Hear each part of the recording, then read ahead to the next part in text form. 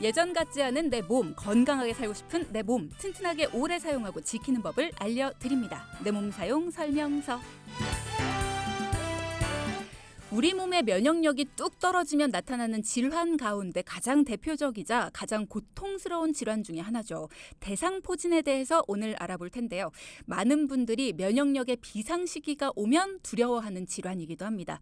자, 오늘 대상포진에 대한 궁금증을 모두 해소해 주실 분, 한림대 성심병원 마취통증의학과 최이화 교수 소개해드립니다. 교수님 안녕하세요. 네, 안녕하세요. 저는 한림대학교 성심병원에서 통증 클리닉을 하고 있는 최이화입니다. 네, 환영의 박수.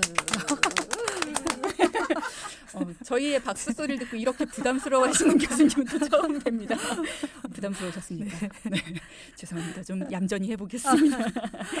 일단은 통증 클리닉, 그러니까 통증의학과 교수님을 모시고 대상포진에 대한 이야기를 나눈다라는 것만 봐도 여러분 아실 거예요. 대상포진이 바람만 불어도 아프고 옷깃만 스쳐도 아프다. 뭐 이런 얘기를 하더라고요. 정확히 대상포진은 어떤 질환입니까? 아, 네. 이 대상포진은 최근에 점점 통증 클리닉으로 내원하시는 분들이 늘어나고 있는 추세입니다. 대상포진은 결국은 이제 저희가 최근에 뭐 코로나 있었잖아요. 네. 코로나랑 비슷한 이런 이제 바이러스에 의한 질환이라고 생각하시면 되겠습니다. 어린이들이 걸리는 그 수두 혹시 들어보셨을 거라고 그쵸. 생각이 되는데요. 네. 그 수두 바이러스와 같은 바이러스가 몸 안에 이제 신경절에 잠복을 해 있다가 연세가 들거나 뭐 면역이 떨어지면서 이게 재활성화, 다시 이제 확 드러나오게 되는 그런 질환이라고 생각하시면 될 것 같습니다.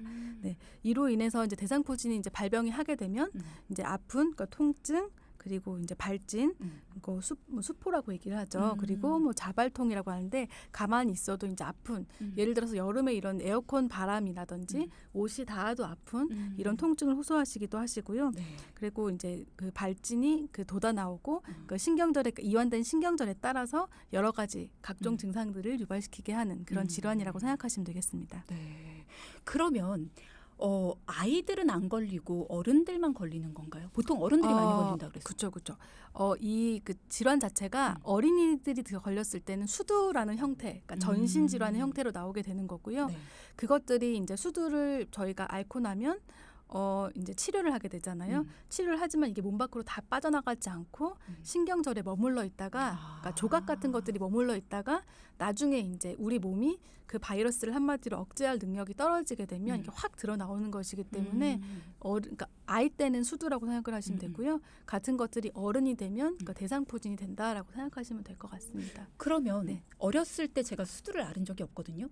그럼 저는 어른이 돼도 수두 바이러스가 제 몸 안에 없을 테니 그럼 저는 대상포진도 앓을 가능성이 없는 건가요? 그렇죠. 그러니까 원칙적으로는 그런데 저희가 사실 기억에 그러니까 크게 확 드러나오는 수두가 없어서 그렇지 지금 10대 같은 경우는 수두 예방 접종을 다 하긴 하지만요.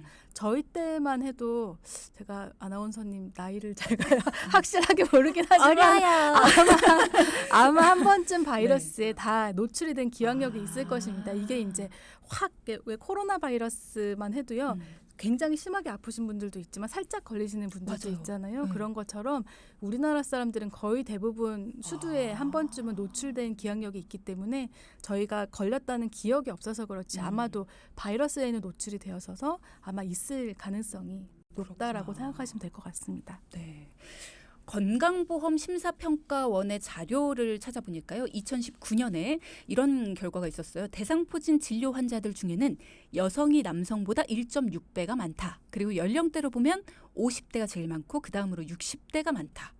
여성에게 더 많이 발병되는 이유가 뭔지 또 고령층에게 더 많이 발생하는 이유도 궁금하고요. 네네. 이 바이러스 자체가 한마디로 이제 숙주, 자기가 크려면 혼자 클 수 없고요. 무언가를 이렇게 한마디로 영양분을 받을 무언가 숙주를 필요한 생물들이기 때문에 아무래도 이제 연령이 증가함에 따라서 이 면역력이 떨어지게 됩니다.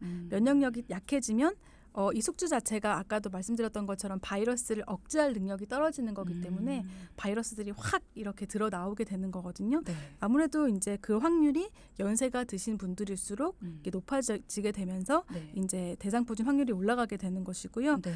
저희 우리나라에서는 1000명 중에 뭐 10.4명 정도의 이제 그 유병률이 발생된다라고 알려져 있고요. 여성에서는 살짝 더 높긴 합니다. 유병률이 보통 1.6배 정도 많이 발생하는 것으로 알려져 있긴 합니다. 그리고 2010년 이후 이후로 이제 8년 동안 한 50% 정도 발생률이 매년 증가한다라고 알려져 있긴 하고요. 사람에 따라서 나이가 들면서 여러 면역에 관련된 기능들이 감퇴하게 되고 연세가 드신 분들일수록 바이러스를 억제시키는 능력이 떨어지게 되면서 바이러스가 활성화되면서 유병률이 높아지는 거고요. 사실 이제 여성에서는 확실하게 기전이 뭐 알려져 있지는 않지만 아마도 이제 뭐 저희가 뭐 추측하기로는 여러 가지 이제 가설들이 있는데요. 네.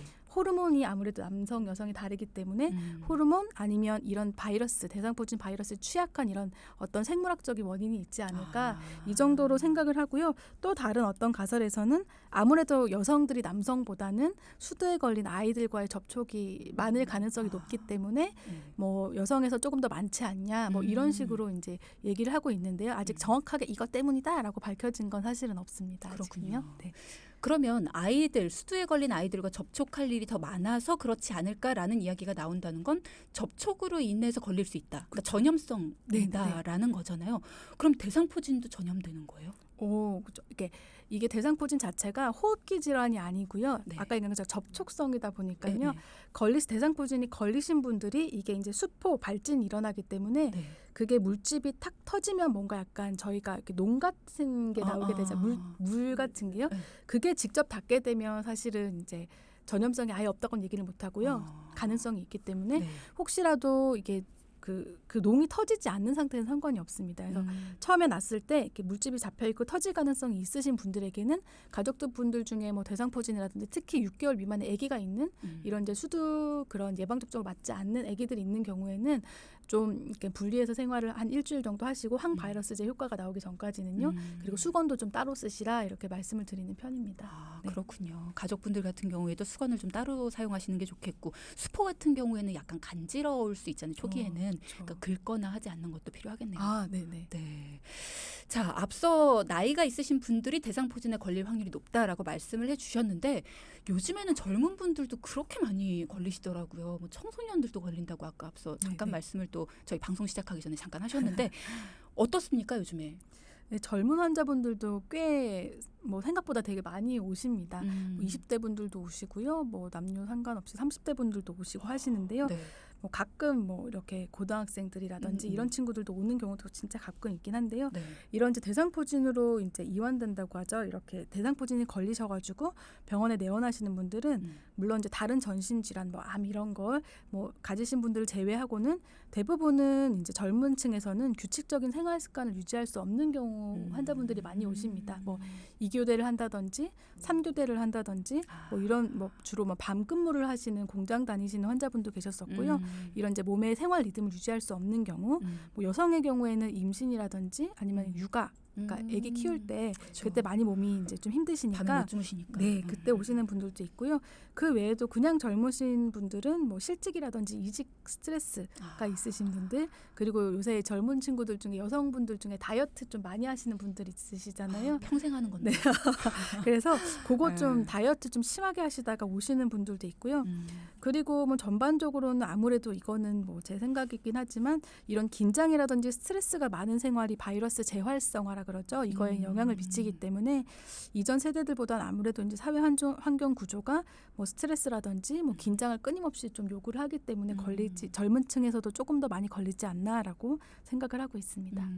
그러면 역시나 대상포진의 원인은 역시나 그런 스트레스, 정신적인 이유 그리고 또 그로 인한 면역력이 없어지는 그런 일들이 아닐까라는 생각이 들어요.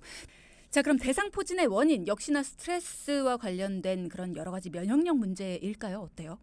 네, 알려진 바로는 노화, 아까 말씀드렸던 것처럼 연세가 드실수록 그리고 전신질환, 그리고 전신질환과 관련된 면역력 저하고요. 그리고 스트레스, 그리고 가족력 등의 상황에서도 수두 바이러스들이 재활성화되면서 대상포진으로 이제 이완되는 것으로 알려져 있긴 합니다.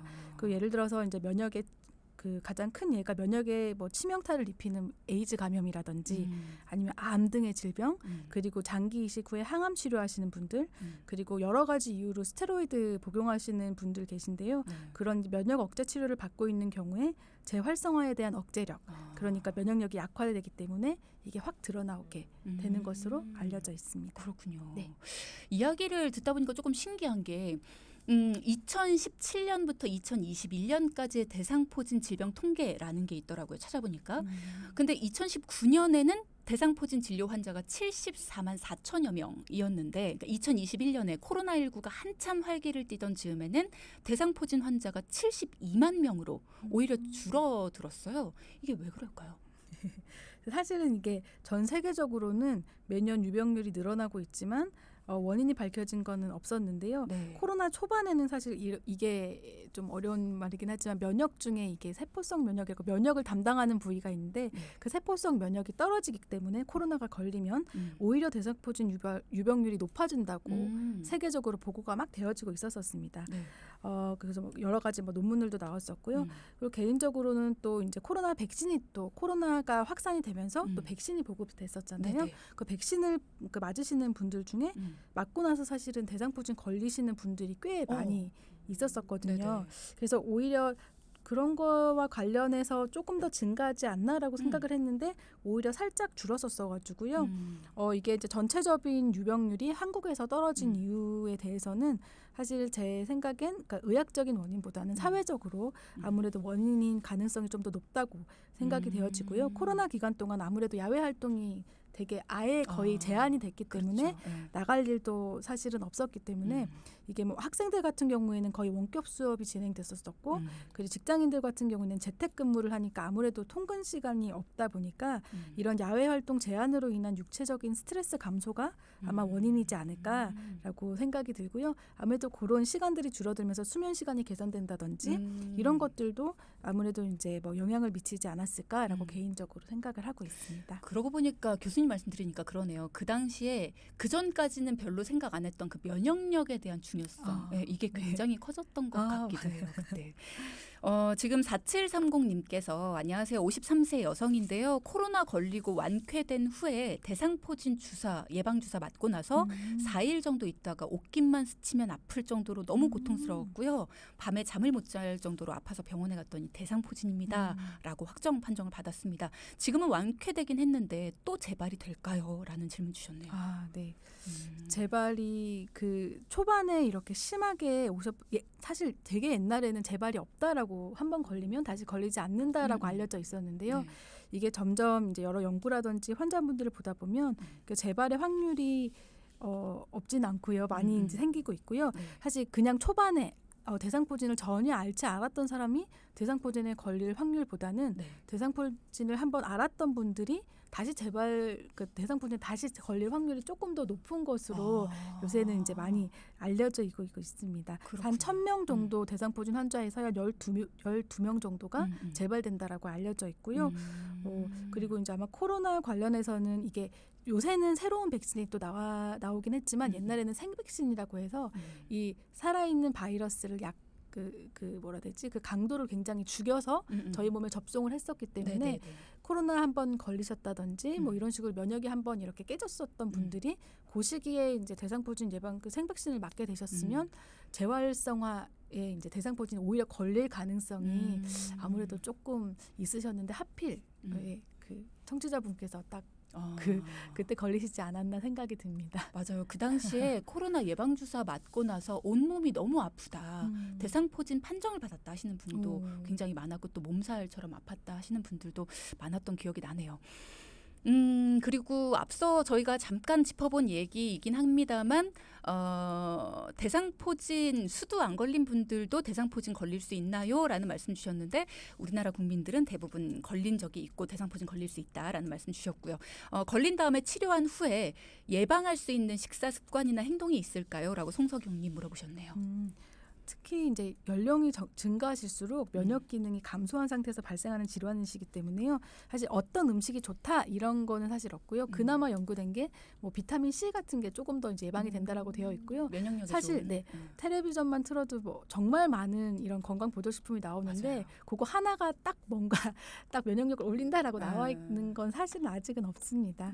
그래서 충분히 수면하시고요. 잘 주무시고 뭐 힘드시겠지만 균형 잡힌 식습관, 그렇죠. 뭐 아까 말씀드렸던 것처럼 다이어트를 심하게 하시다가 대상포진 걸리시는 분들 많으시기 때문에요. 아무래도 건강을 생각하신다면 이제 골고루 잘 섭취하는 것이 좋으실 것 같고요. 네. 그리고 뭐 힘드시긴 하시겠지만 스트레스를 줄이는 생활 습관 그리고 긴장의 강도를 좀 낮추는 이제 본인만의 이런 방법들을 조금 찾으시는 것이 대상포진을 예방할 수 있는 방법이지 않을까라고 생각이 듭니다. 네. 많은 질문들 주시고 계신데요. 잠시 후에 또 정리해서 여러분의 궁금증도 풀어드리도록 할게요. 저희가 사실 교수님을 지금 이 폭염의 절정이라는 오늘 특별히 모시게 된 데에는 이유가 있어요. 대상포진 환자가 여름철에 특히 많아진다라고 하던데 계절의 영향도 받나 봐요. 이게 연구에 따르면 이게 살짝 더 높긴 한데요. 여름이 이제 6월에서 8월 사이에 가장 높은 유병률을 보였다라는 이제 연구가 있었습니다. 그래서 사실 그 연구가 발표되고 여러 이제 매체에서 여름에 특히 더 높아진다라고 이제 막 알려지게 됐는데요. 사실 이게 해외에도 그렇고 연구에 따라 조금씩 다르긴 하지만 아무튼 우리나라에서 나왔던 그 한 가지 연구에서 여름철에 조금 더 높게 나왔다라고 이제 발표가 되어지긴 했었습니다. 사실 제가 이제 임상에서는 뭐 임상을 보는 이제 의사로서는 어느 계절에 환자분이 더 많이 오신다라고 그게 이제 제가 뭐 체감하기는 조금 힘든 정도이기는 하고요. 예, 하지만 이게 그런 발표가 연구가 있었었기 때문에 그런 연구들에서는 뭐 여성보다는 특히 남자 환자에서 이런 자외선, 뭐 UV 선이라고 하죠. 이런 자외선에 얼굴 부위 노출이 많이 될수록 대상포진의 유병률이 높아졌었더라라고 얘기를 하고 있긴 합니다. 하지만 이게 이제 계절성 면역력과 관련된 것이라고 추측을 하긴 하지만 아직 이제 확실하다 이렇게 밝혀진 설명은 아직은 없습니다. 그렇군요. 대상포진은 아프다. 이거는 뭐 많은 분들이 알고 앞서 증상 뭐 여러 가지 말씀해 주셨어요. 수포에 대한 이야기도 해주셨고 초기에는 감기 몸살 뭐 이런 걸로 오인을 하기도 한다던데 정확한 증상은 어떤 게 있어요? 네. 그 대상포진은 어떤 바이러스든지 간에 그 전구 증상이라고 부르는데요. 바이러스가 처음에 이게 확 올 때는 저희 몸이 그걸 감당하기 힘들기 때문에 흔히 저희가 감기가 걸렸을 때 몸살 으슬으슬 나는 것처럼 감기도 나중에는 이제 뭐 코로나 걸렸을 때도 마찬가지였고요. 이게 뭐 상기도 목, 코가 나중에 아파지긴 하지만 초반에는 으스스하고 열이 나고 하잖아요. 그쵸, 예. 이것도 마찬가지입니다. 바이러스이기 때문에 그걸 이제 전구 증상이라고 부르기는 하는데요. 이게 이제 전신에 바이러스가 막 이렇게 활성화가 되면서 염증 반응이 일어나는 것들인데요. 이런 초기 전구 증상으로 발열, 뭐 권태감, 그리고 감기 유사 증상들, 그리고 발열, 뭐 두통 등이 좀 발생을 할 수가 있고요. 이틀에서 일주일까지도 발생을 할 수가 있고요. 물론 이런 전구 증상이 없으신 분들도 있긴 합니다. 그 이후에 통증을 동반하는 수포가 대상포진의 가장 많은 이제 증상이고요.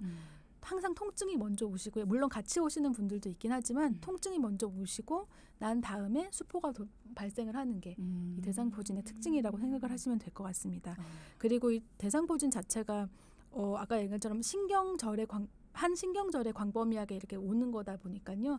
그냥 저희가 뭐 근육통이다 이런 거랑 조금 다르게 그 신경절 따라서 이렇게 오게 되고요. 그리고 그 신경절에 따라서 오기 때문에 일반적인 저희가 아픈 통증이랑 다르게 조금 참기 힘든 약간 이질통이라고 하는데요. 아까 말씀드렸던 것처럼 스쳐도 아프다든지 약간 그런 약간 신경에 거슬리는 이런 통증이 오기 때문에 일반적인 통증과는 조금 그런 것으로 이제 구별을 좀 해보실 수 있을 것 같습니다. 교수님의 표현을 조금 더 리얼하게 하자면 기분 나쁜 통증이라고 하더라고요. 맞습니다. 기분 나쁘게 아프다고.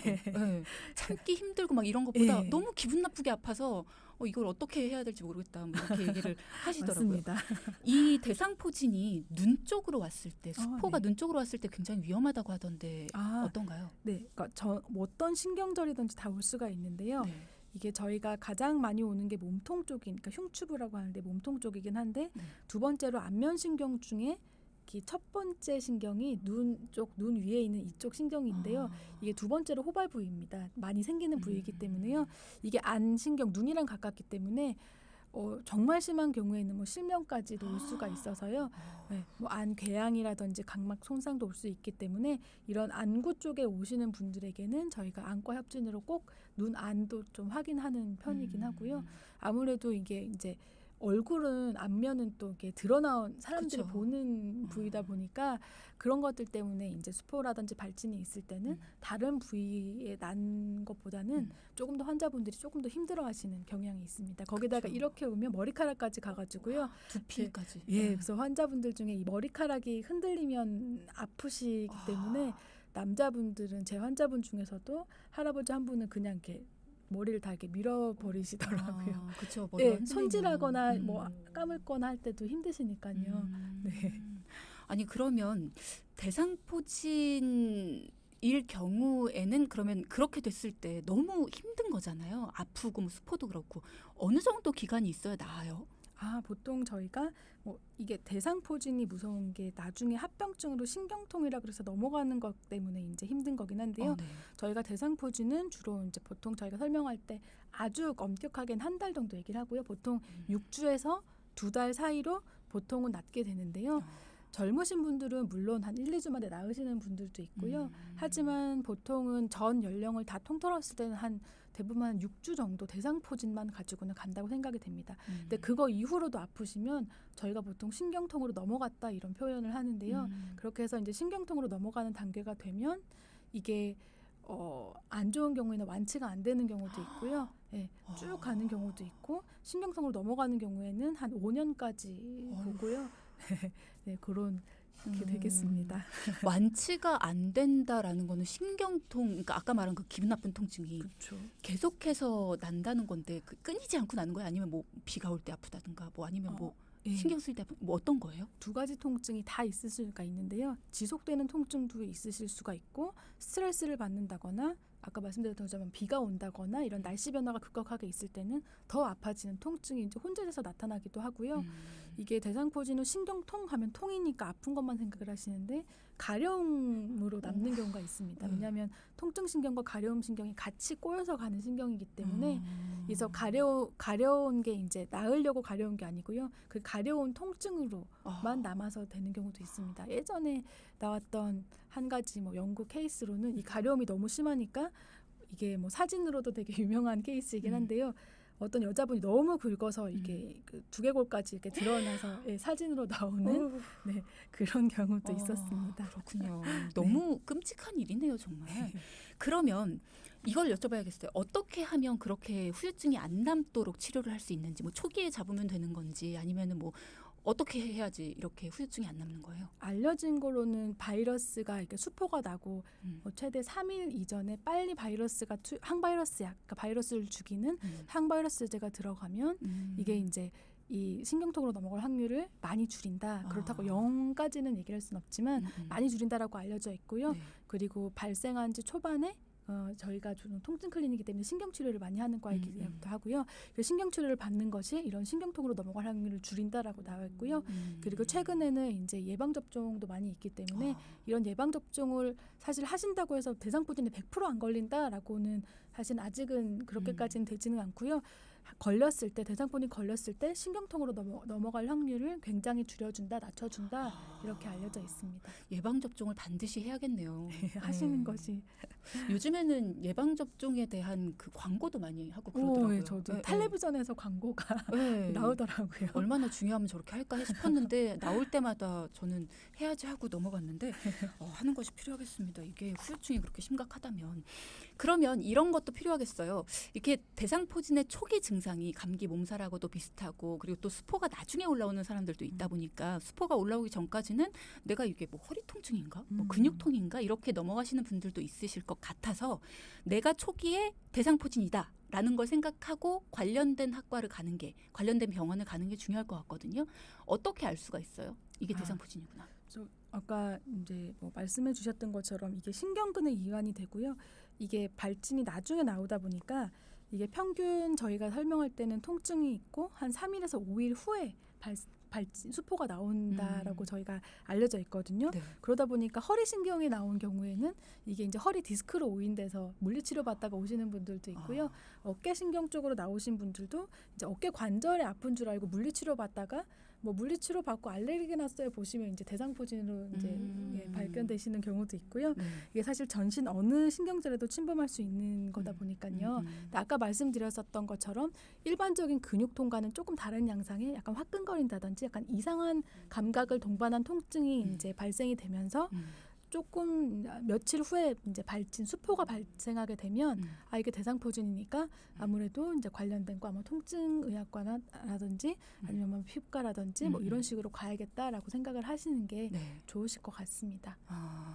일단은 통증이 좀 느껴진다라고 했을 때 그 수포가 올라오는 부분을 잘 관찰을 해야겠네요. 네. 아까 말씀드렸던 첫 번째로 가장 많이 나오는 게 몸통 쪽인데요.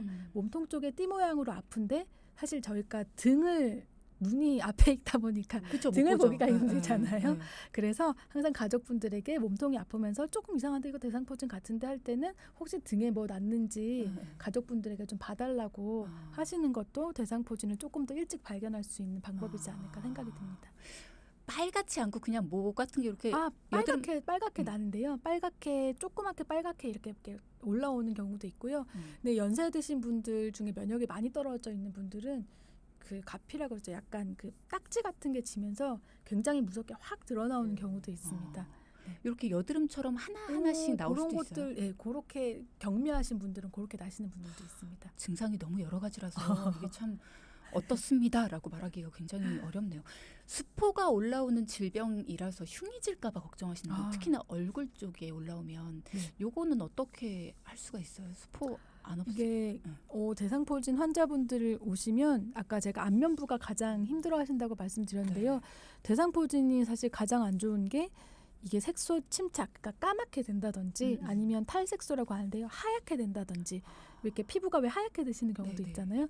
그런 거를 상처를 많이 남기는 사실 질환입니다. 그래서 이게 한번 생겼을 때 이게 거의 안 없어진다고 보시면 되거든요. 그래서 이 흉을 조금 더 심하게 질게 하는 게 이제 자외선이기 때문에 제가 특히 안면부에 나신 분들에게는 모자를 좀 쓰고 다니신다든지 자외선 차단제를 꼭 바르시게 그렇게 이제 말씀을 드리는 편이고요.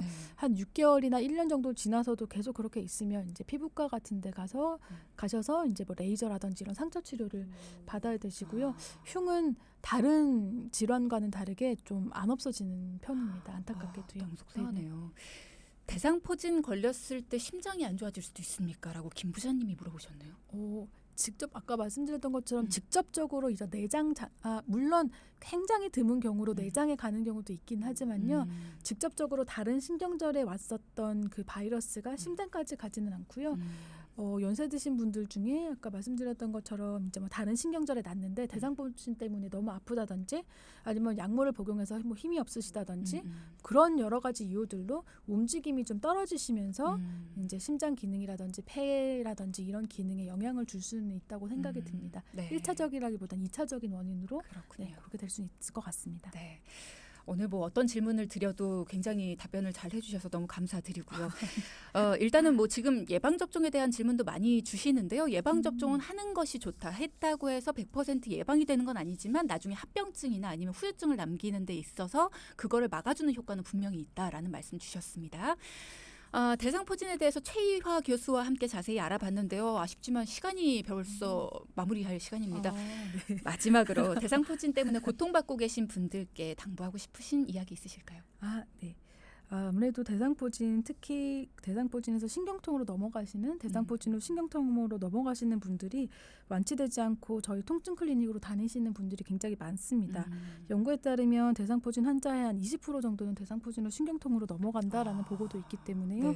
대상포진이 의심되는 경우에는 지체하지 마시고 가까운 통증 클리닉에 방문하셔서 적절한 치료를 꼭 받으실 것을 당부드리겠습니다. 네, 오늘 자세한 말씀 감사합니다. 최희화 교수와 함께했습니다. 고맙습니다. 감사합니다. 네.